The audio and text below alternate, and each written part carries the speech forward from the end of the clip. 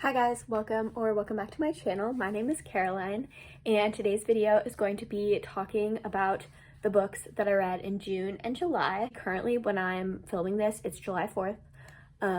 So basically what I've decided to do from now on for like my monthly or like when I combine 2 months, anyway, for my reading wrap-ups, now I'm going to start filming like my thoughts on the book directly after I read the book. That way it's still fresh in my mind and I can give y'all like a instant like good representation of what I thought about the book and a good review of the book. It's July 4th and I'm going to talk about the 2 books that I read in June, and then from now on with July I'll just talk about each book and I'll just like thread the clips together. So I hope it's still like easy to watch and isn't too like jumpy. But yeah, that's the plan. That way I can give better reviews. So I only read 2 books in June, and that's why I'm combining it with July, but we're going to talk about them. The first book that I read in June was Malibu Rising by Taylor Jenkins Reid. This book has been on my bookshelf for so long, and so I'm really happy that I finally got to read it because I've been wanting to for so long.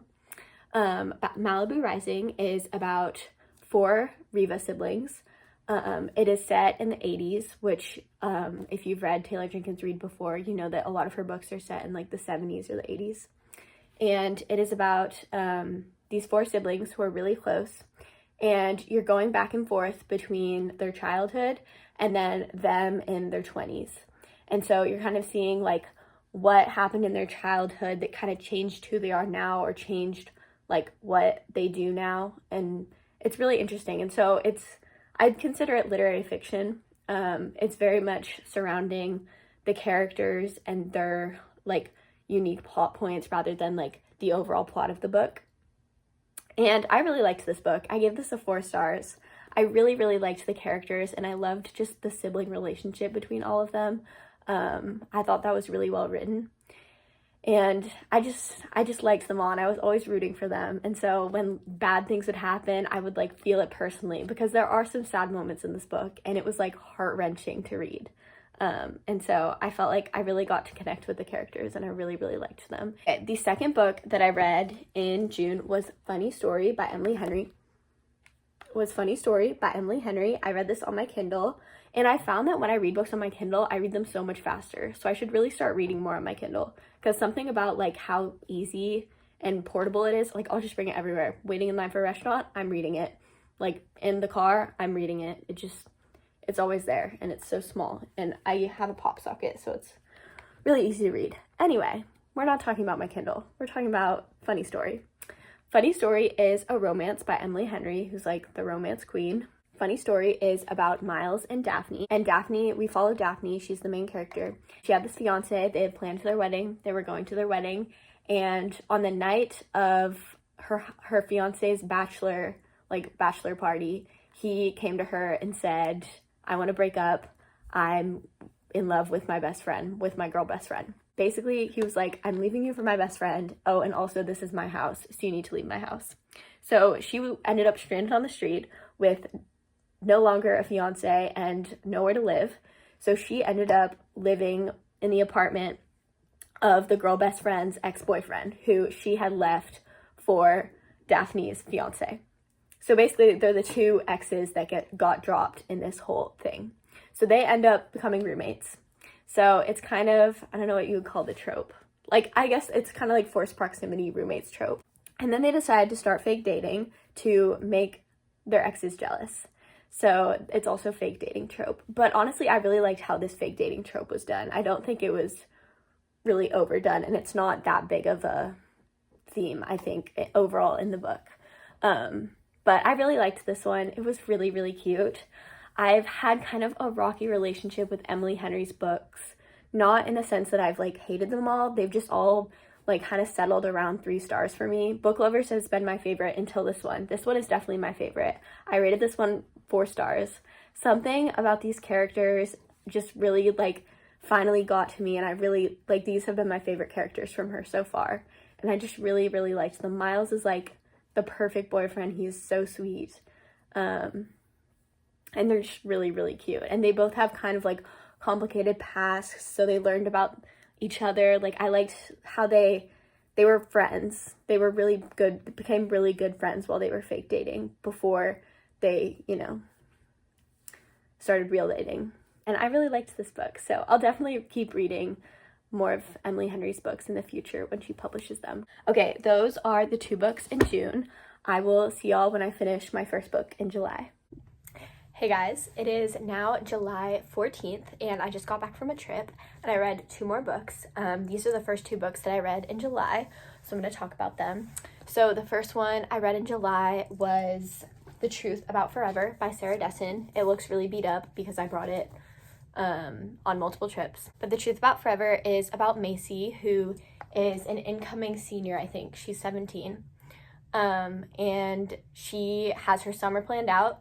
She's going to work at a library for the summer where her boyfriend used to work, and her boyfriend is going off to brain camp. And she's got it all planned out. In her free time, she's gonna have SAT prep, and then she's gonna put all her time and energy into this job. Her mom's a realtor. Her mom is a realtor and like a businesswoman, and has been very preoccupied with work since her dad died. And they have an event at their house, and a catering company comes, and she ends up helping out with that catering company. And one of the employees at that catering company, his name is Wes. And Macy immediately finds him attractive, and they kind of start, you know, talking and hanging out as friends. And she realizes their summer might not be going as planned, and maybe she realizes that maybe her priorities were wrong in the first place.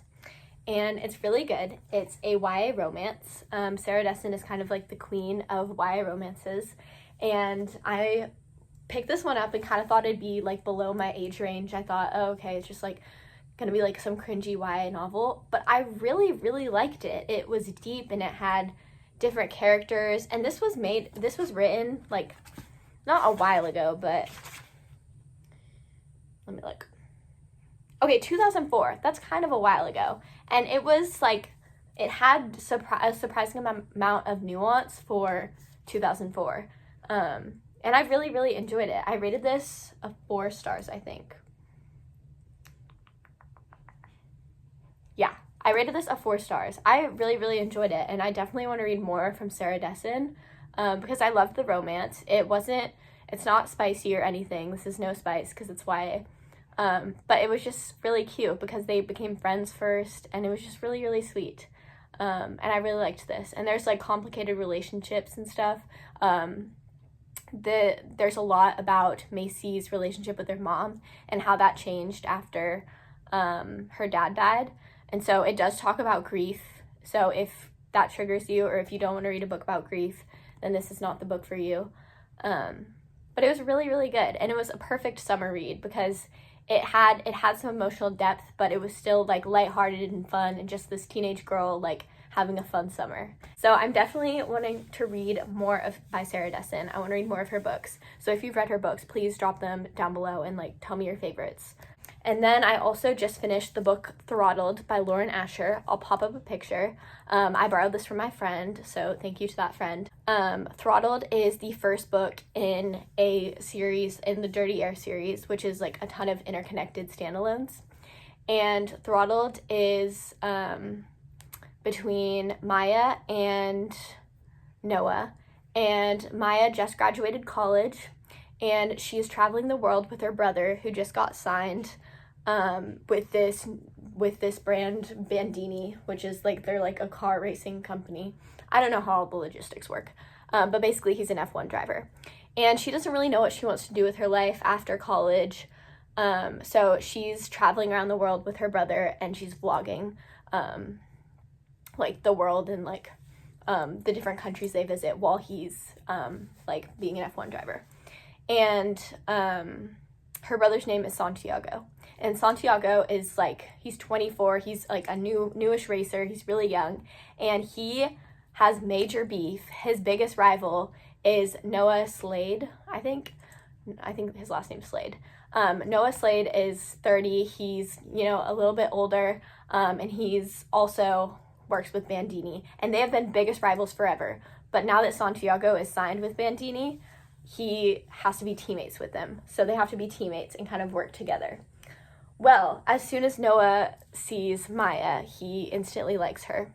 And he's only ever done hookups, so he's like, he knows, one, it's his teammate's sister, but then also he knows he can't be with her because she's a relationship kind of person and he's not a relationship kind of person. So that is the setup. I really liked this book. I rated it a 3.75. It was really close to a 4. I just got kind of bored in the ending. But like the first half was so good and I loved it. And I found the F1 like surprisingly kind of interesting. At some points I zoned out, but it was a cool like atmosphere of like, she was kind of like around the garage. And they talk about like different moves that the guys made, I guess. So it's clear that Lauren Asher like put in research to actually make it accurate to F1 to an extent. Kind of like best friend. It's like brother's best friend, but like brother's biggest rival, which was a cool dynamic. Because it's also a lot of, there's the relationship between Santiago and Maya is really cool because they're really, really close. And so you get that dynamic, which is cool. I love a good sibling duo in a book. So those are the 2 books that I just read. Hi guys, it is July 25th, I believe. Yes, it is July 25th, and I just finished, you can't see it because I'm on the acknowledgements page, but I just finished reading Just for the Summer by Abby Jimenez on my Kindle. Just for the Summer is about Emma and Justin, and they meet because Justin posts on Reddit, and he's basically tells his story, and it involves the fact that every single person he dates, they break up with him and find their soulmate. So he's convinced he's like a good luck charm for everyone who dates him because then they break up with him and find their soulmate. And Emma has the exact same problem. And so she messages him on Reddit and it's like, dude, I have the same issue.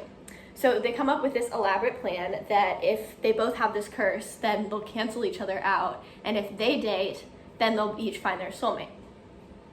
So they kind of start dating. I wouldn't consider it like fake dating because they do date. It is kind of fake dating in the sense that there's this ulterior motive for both of them.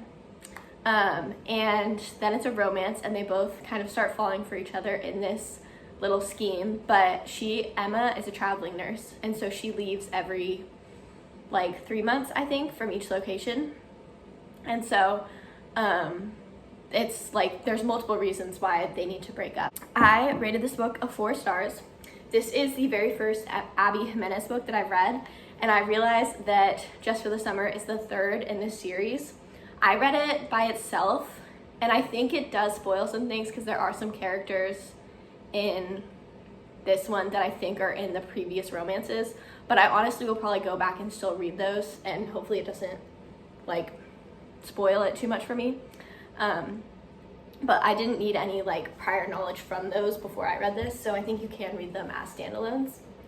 And I rated it a 4 stars. Overall, I really liked it. The only thing that wasn't my favorite is that it kind of felt slow. Like there's a lot of inner monologues because it's basically 2 POVs. You're getting Justin and Emma's point of view, and there's a lot of them just kind of like their inner thoughts and feelings for like pages, which is good because you fully understand how they're feeling. Like none of their actions like don't make sense with their character. But I just kind of got bored at times. But overall, I really, really liked it. I literally highlighted so much of the book is just highlighted because it's just beautiful quote after beautiful quote. In fact, I'm gonna find one so I can read it to y'all. And I also liked trauma is a really big theme in this book, and I love how that was portrayed. And I saw an interview of Abby Jimenez talking about this book, and she says that on all of her books she hires like psychologists and counselors and mental health like professionals, and they help her make the book like portray those ideas really well while also not triggering anyone. And I think that's really, really cool. Oh, okay, this is one of the quotes that I really liked. The best kind of love doesn't happen on moonlit walks and romantic vacations. It happens in between the folds of everyday life. It's not grand gestures that show how you feel. It's all the little secret things you do to make her life better that you never tell her about. It isn't glamorous. It isn't all butterflies and stars in your eyes. It's real. This is the kind of love that forever is made of. Because if it's this good when life is draining and mundane and hard, think of how wonderful it will be when the love songs are playing and the moon is out. Like, that was so beautiful, and that perfectly sums up their relationship. As I was reading, I kept thinking of the song Timeless by Taylor Swift, because I feel like Timeless is Emma and Justin. I feel like they correlate so much. Hi guys, today is July 31st, but I actually finished Sinner yesterday on July 30th. Sinner is a dark romance, and it is between Sean and Zenny. Zenny is a postulate, which means she's about to become a nun. She's like a nun in training, I guess. And Sean is like, I can't really remember. I guess he's like, what does he do? He like buys and sells properties, or he does some like big money job. I can't really remember what it's called. But they are actually childhood, like not childhood best friends, but they knew each other when they were kids, and something like really, because it's brother's best friend. Sorry, I'm all over the place. Their two families grew up together because he was best friends with her older brother, but something happened and it made both their families split apart, and they didn't really talk to each other anymore, but the friends kept in touch. But he hasn't seen her in like 15 years, or around 15 years. But then he meets her again when she's 21, and he is 36, so there is a very big age gap. So if that's not your thing, then this is not the book for you. So there's a really big age gap, and basically they strike up a deal that, I guess there's nothing really in it for him, but basically she wants to like experience everything she can before she gives it all up for God. And so they basically have like kind of like a fake dating deal, of like he's gonna like show her all the relationship stuff, so that she knows what she's missing and what she's gonna give up, so that she knows she like fully wants to be a nun. So basically they strike up that little deal. And the tropes for this are brother's best friend, age gap, kinda childhood, like they knew each other as child, so like childhood acquaintances to lovers, I guess. And yeah, so that is what it is about. I rated this a 3.5. I was really excited for it, and I will say the first half I really liked. Like the first probably 150-200 pages I really enjoyed, but as it kept going, it wasn't my favorite. I didn't like, I thought some of the tropes, I don't want to spoil anything, but I think some of the tropes they don't fully commit to. Like, I don't know what I can say and what I can't, that's a spoiler. I'm gonna say it seems like it's so advertised as brother's best friend, and like it seems like a big deal that they're doing this, but then like the second half where like the brother finds out was not, like, they didn't really do anything with that whole plot line. And also I just kind of got bored at some points. This is very spicy, so make sure you know that. Also check the trigger warnings, because I did not expect some of the things that happened. Let's just say that. I ended up full on sobbing at the end of this book because something happened that I did not know was going to happen. So check the trigger warnings, because this does not look like the kind of book that's going to make you cry. And yet I sobbed for like 10 minutes just reading it. But I would probably read her books again. Like I would give this author another chance, because I liked the concept. I liked the concept, I just didn't like the follow through, you know? But the characters were good. I loved the main girl character, Zenny. She was a really cool character. So that is the last book that I read in July, which means that this is the end of the video for all of the books that I read in June and July.